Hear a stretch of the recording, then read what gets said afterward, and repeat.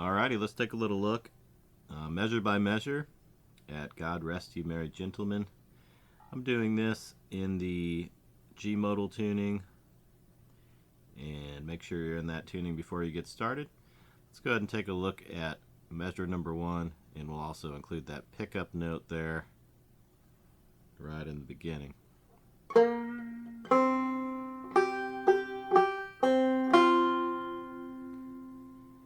Now you'll notice on that very first note, that pickup note, I give it a little vibrato there, a little shaking.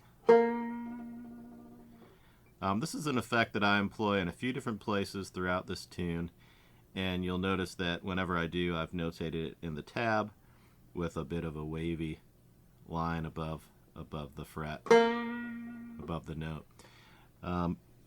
This is optional, of course, but the way I arranged it, I do think this is kind of a crucial part of the tune. I also, if you've been in my 30 days course, you know that I also use bends sometimes, and other times this kind of shaking vibrato. Use that a lot of times to compensate for what I feel is not the best intonation that my banjo and a lot of banjos experience in certain tunings on certain notes.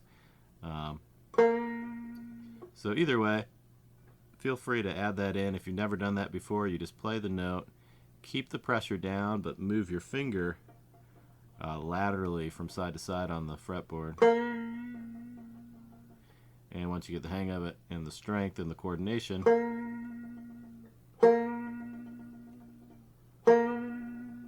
you can get that kind of shaking vibrato sound. Alright, I won't hold you up any longer. Let's go ahead and try that again. We'll do that first measure plus the pickup note.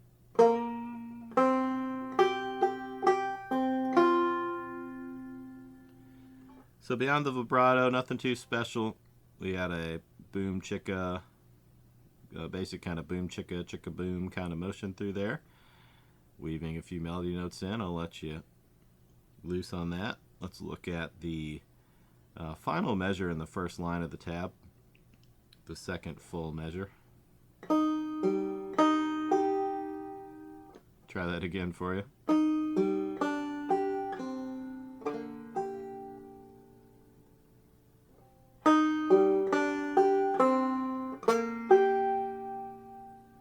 Start out with a little knockdown, weaving the melody in there. Chicka, chicka, and then a boom, chicka at the end.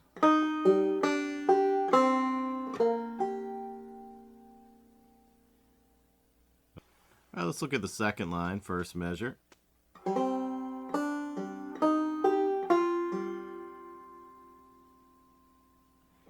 So notice I've got a little bit of a brush. This is another thing I'm using quite a bit in this particular arrangement, is adding, there might be a melody note, like in this case, the second string, open. I'm going to go ahead and harmonize that by just giving a little brush. In this case, I'm really just aiming for the third string right below the second.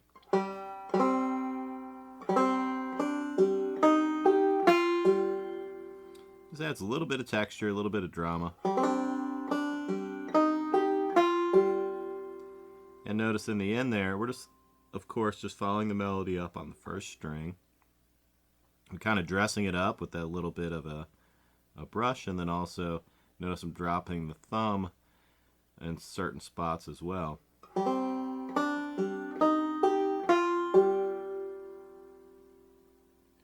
Take a look at the second measure, second line.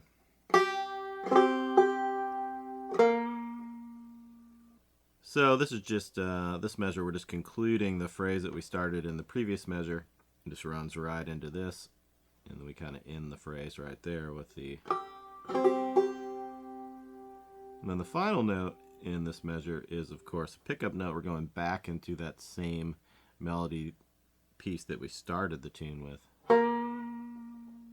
Right? Okay, let me play that measure one more time.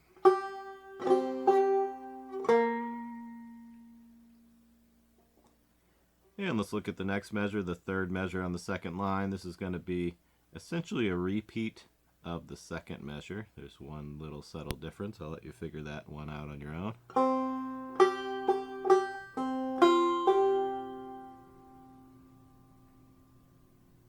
And then we go to the third line, first measure. Now that should look familiar to you. It's the same as the third measure in the first line.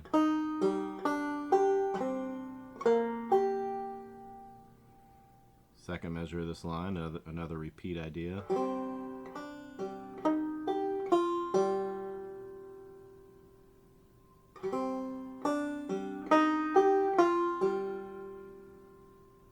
And the third measure here.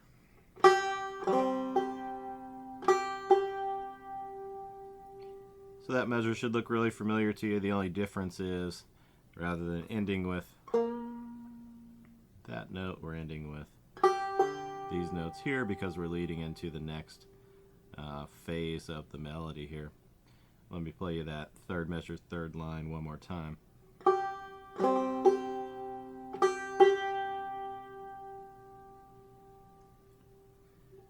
And like I said, that's leading us into the next phase of the melody, so let's take a look at that.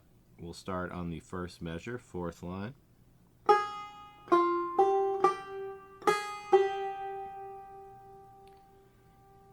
Here again, we're just weaving the melody.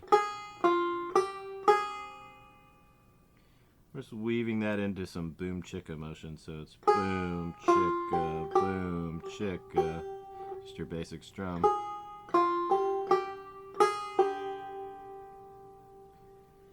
And of course that keeps moving on, so let's take a look at the second measure of this line. I'll try that again for you.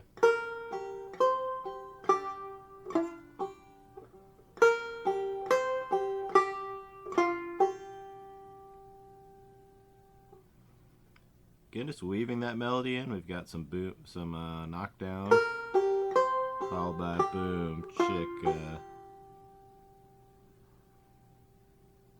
Pay attention there when you're working this line.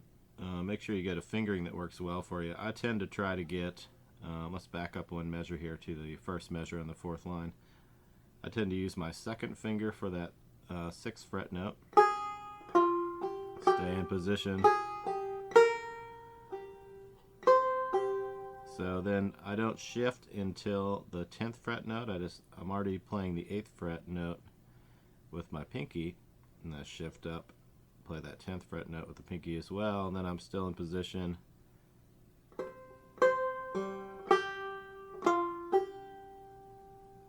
do that there.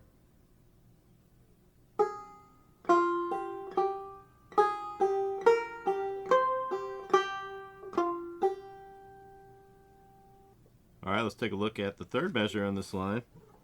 Once again, we're going to use this vibrato technique, and it's optional if you have trouble doing it, but if you're inclined, I recommend that you give it a good college try because it really adds a nice element to this tune. So anyway, we start that measure with the 8th fret on the 3rd string, and then we move on back into the open position.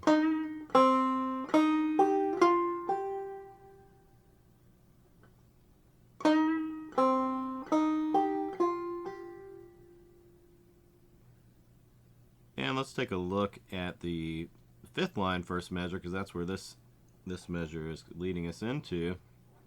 We're going to end right here on the 7th fret, 2nd string. And again, we're giving it a little bit of that vibrato treatment. Then we come back up into those familiar first position notes.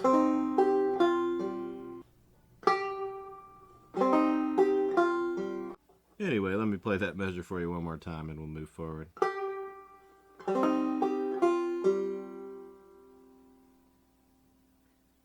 So on to the second measure of this line.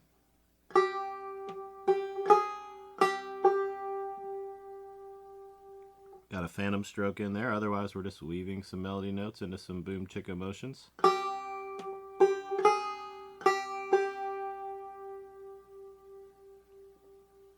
Let's keep on going here, third measure of this line.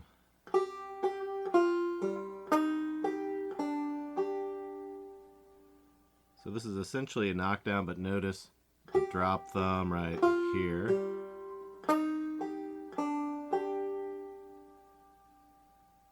And when you listen to the whole tune all together, you'll notice there are some very deliberate moves to this open third string. So this is kind of a little pedal tone that just keeps getting touched upon. So that's no accident if you see that in the tab.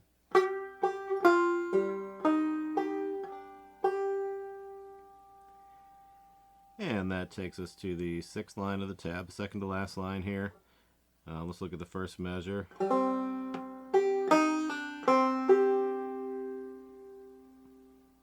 Lot going on here. Got the little brush, a phantom stroke, pull off,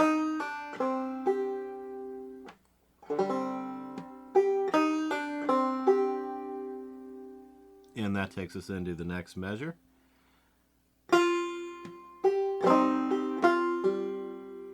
Start with a basic strum with a phantom stroke in there, and then a familiar idea here.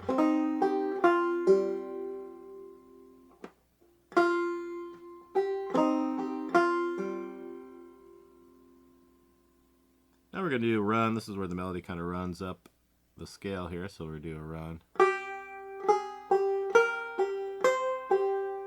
So that measure there is pretty simple. Boom, chicka, chicka, chicka. So that first measure on the last line.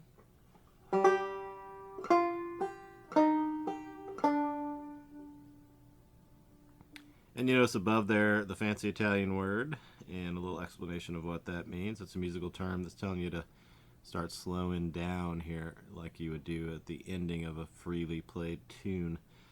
This applies when you're finishing the tune, I think. So I usually play this a couple times through when I play it. So I wait till the last time through, then I'll start slowing down there. Oops.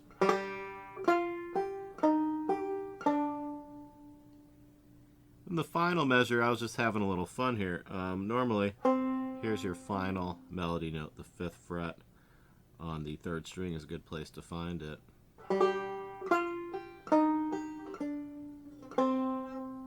And you could end just like that with a single 5th fret note.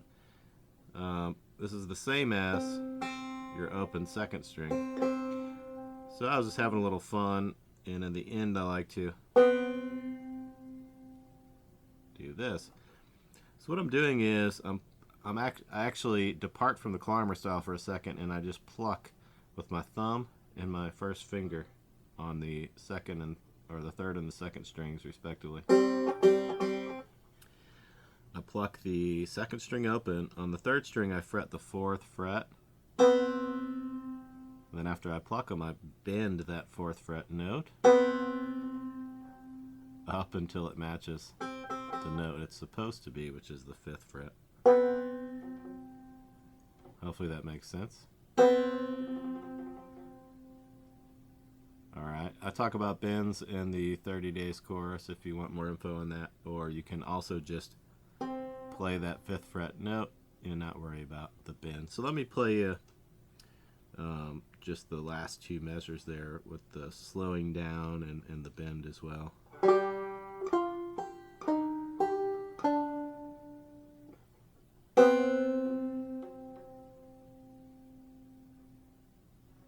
Alright.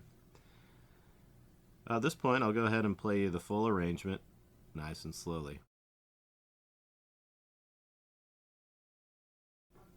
2, 3.